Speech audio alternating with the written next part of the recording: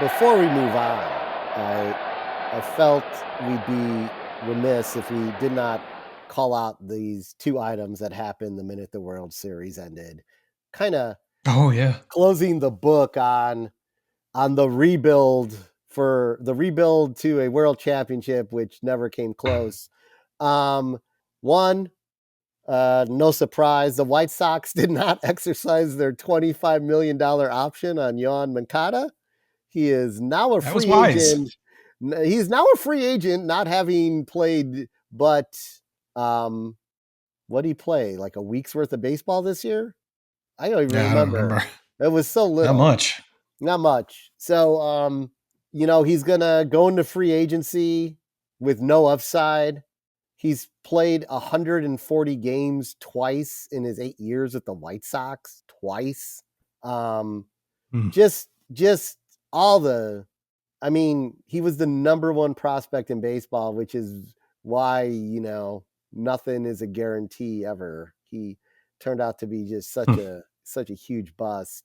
Not too far off those coattails where was has always been the long debated who won the White Sox trade of Dylan Cease and Eloy Jiménez for Jose Quintana. And I like to say, as of maybe we came to this consensus last year or earlier this year. We're finally like just no one won. It was a good Yeah, I think we talked trade. about this couple Yeah. episodes ago after Eloy got moved to Baltimore. Yeah. I mean, it was a good trade at the time for both teams. It didn't work out for either team. And Eloy Yeah.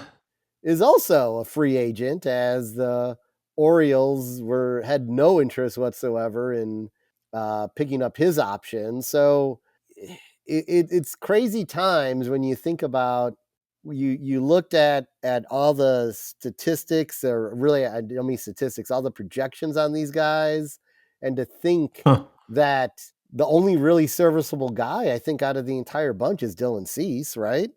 Well, Quintana's still pitching. I mean, Yeah. No, I meant he from was in the the NLCS, so I should say not from that trade, but from the White Sox World Series window. I mean, mm. Abreu's out of baseball, Anderson's out of baseball, Moncada and Jimenez will probably sign a minor league Well, that's my contract, question. maybe. That's a great question. Are they going to sign something? Like who's signing Moncada? I guess they're probably all. I think they'll both get signed for, you know, maybe to League minor league minimums. deals. Yeah, that's what I said. Yeah, or Minor league league minimum deals. deals. Yeah. Yeah, that's just amazing. But yeah, the market is going to be soft for either of those. I'm sure.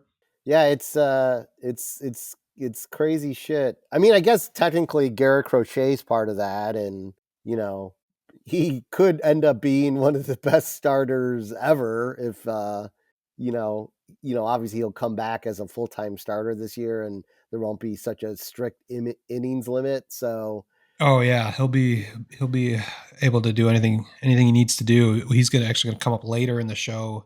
I nominated him as one of our badass of the year candidates. So yeah, that's an interesting statistic we'll be talking about regarding him. And then, yeah, of course, you know, I love La Pantera.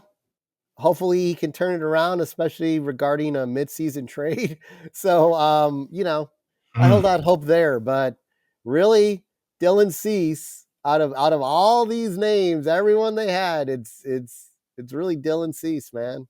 Last man standing In San in Diego.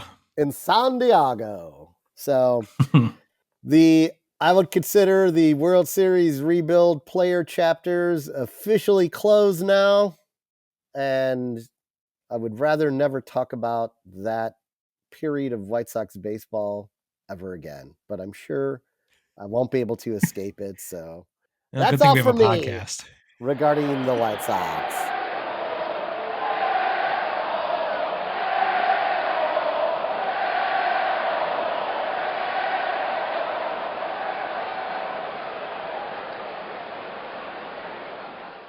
Word Hole Media.